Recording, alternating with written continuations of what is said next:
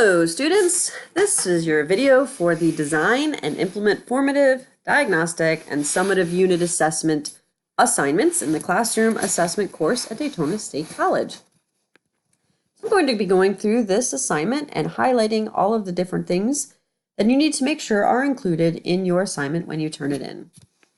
So remember the purpose of this is to prove that you can design, align, and give different types of assessments that match your learning objectives and hopefully lead to the mastery of the content by the student. Those of you that are in a field placement, during your 15 hours of required work, you need to work with your visiting teacher, your directing teacher, you the visiting teacher, need to work with your directing teacher to make sure that you have an opportunity to not only teach a lesson, but to give 2 of the assessments that you're going to design. So make sure you've got a lesson objective, you've got a lesson plan, and you're ready to go, but you also have to make sure that you administer these assessments. So we're going to go through these different requirements. We'll start with part 1. Part 1, of course, is to decide what it is you're going to teach. So you've got to come up with what is the learning outcome and figure out what standards it is attached to. So this is just sort of that natural cycle of teaching. We're going to determine what is it I'm going to teach, and make sure that you work on a lesson plan and you've got a good teaching strategy. Have some activities planned. It can't just be stand up and lecture. The kids have to be doing something. And you're going to design 3 assessments. So remember, you design 3, you turn in 3 so I can see them, but you only have to give 2 of them. Students only have to take 2 of your 3 assessments. All of them should be aligned to this lesson. Ideally, they should all be aligned to this lesson. If you're in a special circumstance and you have to sort of split your assessments up between lessons, make sure that you talk to me.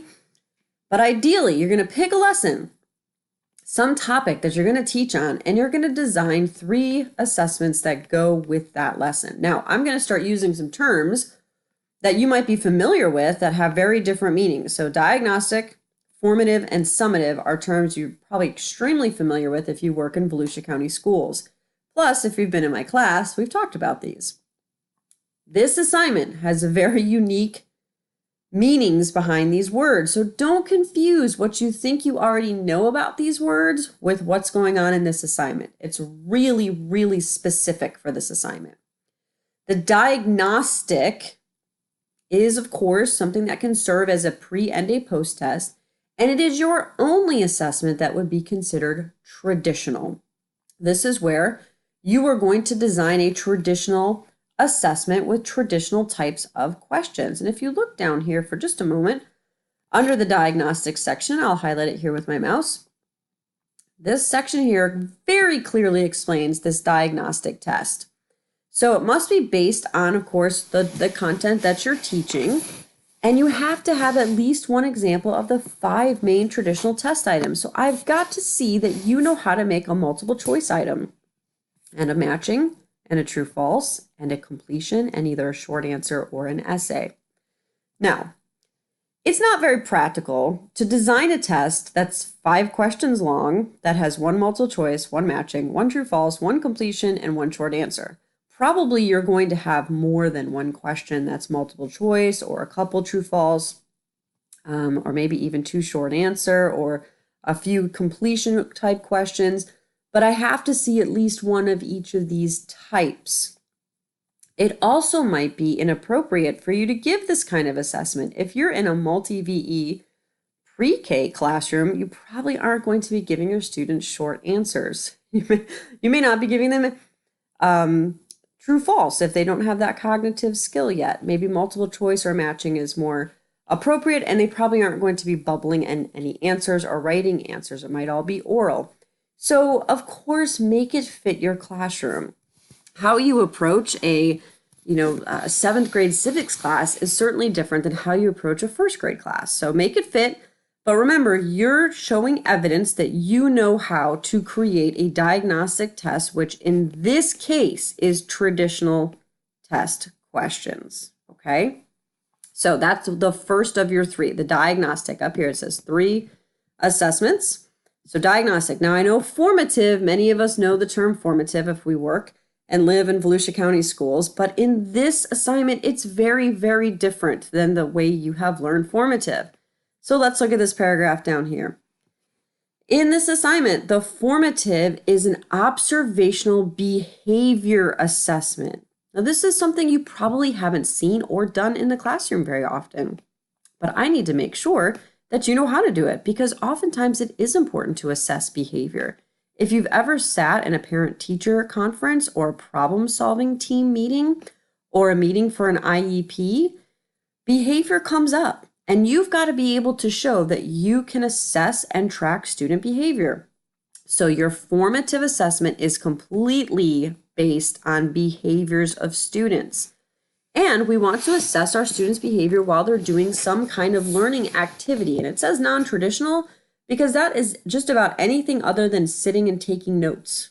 Okay, traditional is you lecture and they take notes. So something else where the kids are doing something with the lesson that you have. It could be some kind of group work. They could be doing a lab, an experiment. They could be using manipulatives. They could be designing a poster or a PowerPoint or whatever is appropriate for your lesson in your classroom, something non-traditional where you are monitoring their behavior and you're going to make a checklist. The checklist should be able to track behaviors that you either do or do not want to see. And then you've got to come up with a way that shows whether they did or did not master those behaviors. So it might be check plus minus. It could be smile and frown. It could be you just tick it once if they did or didn't do it. It's completely up to you. But you need to design some type of way to track student behavior during a learning activity that is not listening and taking notes to your lecture. So that's assessment type 2. Remember, it says 3 assessments, diagnostic, formative, and then summative. Now, oftentimes we think of summative as a test, a traditional test, and that is absolutely not what we're going to do in this assignment. It's not a test. It's not a district interim test. It's not sit down and paper, pencil, and fill things in at all. This has to be an authentic performance assessment. Now, I realize that when we say performance, oftentimes people think singing or dancing or playing an instrument. But there's lots of other ways we can perform. It could be an oral presentation. It could be some type of group activity. It could be a debate. It could be a lab experiment. It could be all kinds of different things other than a traditional paper pencil test. So this is your 3rd assessment. So the students need to perform some type of interactive content-based activity. Okay, in math, it could be that they are writing a recipe and using math skills. Okay, that's very authentic and they are using their math skills to do something that's real world. So for this, you need to explain the activity and you need to come up with a rubric. So you learned a little bit about rubrics in this class, and the rubric needs to be aligned with the directions. And I need to be able to see a scoring guide for the rubric that aligns with the district's grading policy, which most of them are based on the 90, 80, 70, 60 grading scale. You can use Rubistar, and there's a link to that. We will also cover that in class as a way to create your free rubric or checklist. There's other sites as well. Some assignments you may already have rubrics, and you can use those. But for each of these 3 assessments that you are going to make, so your diagnostic, your formative, and summative, you need to make sure that at the end you describe appropriate accommodations and modifications for any ELL or ESE students. And that note is here for each one of your assessments. What are you going to do to accommodate your students? Now, most of you will just focus on accommodations because you're in a regular education classroom. And so you're not modifying your curriculum. Your curriculum is set and you are accommodating students who have a language or a learning disability. If you're in an ESE classroom with modified curriculum, you know you're there and you know what modifications should be used. So make sure that you point all of those out on your 3 different assessments. So let me say it one more time. You are going to make 3 assessments, but you are only going to give 2 of them. You might choose to create the diagnostic, but not give it. And so you'll just do the summative. And while the kids are doing the summative, you'll go ahead and do the behavior checklist so that you can do the behavior while they're doing their summative. And there you've implemented your 2. Or you might decide to do the diagnostic and then you want to give the summative, but you don't want to actually do the behavior checklist. Then you don't have to do the behavior checklist. You've done the diagnostic with the students, and then you do the summative with them, and you've given the 2 that are required. However it is you decide is fine, but you have to give 2 and you have to talk about the results. That is in part 2. So in part 2, I need to see a summary of the actual scores and the results. And that can be in a chart or an Excel spreadsheet. There's one in the course that you can use. But there needs to be some evidence of what it is you did and how the students performed. Now, if you're a regular ed teacher, you're regularly employed, and you're going to do this lesson in all 6 class periods of your 6th grade language arts, I do not need to see all 6 class periods. I only need to see 1. Those of you that are in a visiting classroom, you'll probably only teach the lesson 1 time, so just how that particular class did is perfectly fine.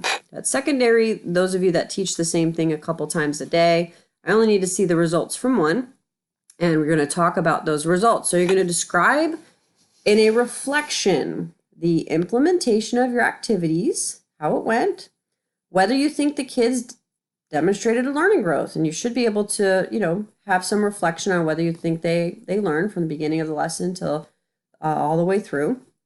And then you need to focus on the results with regards to any ELL. So in this class, you really want to make sure that you understand the experience of assessment from the ELL perspective. So I am looking for this. This is a very specific part of this assessment where you talk about the English language learners in this class. Now, some of you are at schools and in classrooms where you don't have any ELL students. And so to meet the requirements of this, you're going to have to go outside of your classroom and find an ELL student and observe them being assessed. And then you can talk about that experience, which is separate from you teaching this lesson. So make sure that you include that because it is important you have some experience understanding ELL accommodations and or modifications and how that works in the classroom, particularly if you're a pre-service teacher. But even if you already are an employed teacher, this is a requirement for this. You need to find an ELL student and observe that student taking an assessment. It's here underlined. If there is not an ELL in the field experience classroom, the teacher candidate may observe the implementation of any assessment to an ELL in another part of the school with the teacher's permission. So it is up to you to make sure that you have that experience and you include that in this assignment. So here's the bulleted list of what is included or to be included. Of course, you need the APA formatted title page with your author's note and abstract. And then you also need an opening narrative. Tell me what you taught. What is your grade level? What is the subject? What standards were you covering? Probably shouldn't be more than maybe 2, depending on your class, which would probably just be 1 standard that you covered in this lesson. The overall, lesson plan, like what is it that you did? Tell me about it. Take a paragraph or 2. If it's appropriate, you can tell me how you collaborated with your directing teacher. And it's okay to use I as a personal pronoun here. It's not a research paper. It's personal and it's reflective. So I know that's against the APA rules technically, but in this case, you can. If you're more comfortable, refer to yourself as the pre-service teacher. That's appropriate as well. Then you're going to need to show me the traditional test, which again is your pre or post test. And you need to make sure it includes a multiple choice question, at least one matching, at least 1 true false, at least 1 completion, at least 1 short answer. Make sure it includes all of these items and make sure there are directions above each type. So you need to be clear with your students how they, answer the matching and how that might be different from answering the true false and what are the directions for your short answer. So these are all good item writing rules we've learned from Popham. Make sure to include all of your good item writing rules so that those evidences of your learning are there in this assignment. Make sure you have your accommodations and modifications, your grading scale. So let me know how this is going to be graded. Is it a 20 question test and it's just graded out of 20 and then converted to a percent? Is it a met, not met? Is it, something else, let me know. And of course, an answer key. So sometimes the answer key, you can just turn in the assignment, you can turn in the assessment with the answers, in it, and then that takes care of the answer key itself. Then I need to see the actual observational assessment. Where's your checklist? I need to see it.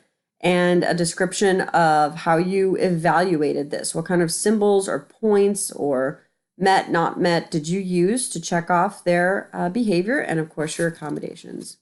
And then finally, the authentic performance. Where is the description of this? How did you communicate this to the students?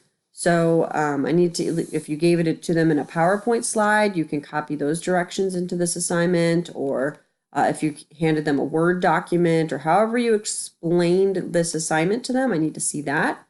And then I need, of course, to see the rubric and the accommodations and the modifications if appropriate. I'm looking for the results of your 2 assessments, so I'd make sure you turn the results in some format. You can give it to me in a Microsoft Word table. You can give it to me in an Excel. You can explain it in narrative form. It doesn't matter. It doesn't matter. I just need to see the results and your reflection. That includes the analysis of the impact of the students on the ELLs. And then finally, your works cited. So I want to see your references. You will probably reference your curriculum map if you have one. You might reference textbooks if those were used. You probably need to put Rubristar or whatever rubric program you use in your reference list. Make sure it's done correctly by APA. Now, for those of you that are tech savvy and you can put all of this together in one document and upload one document, kudos to you. That is awesome.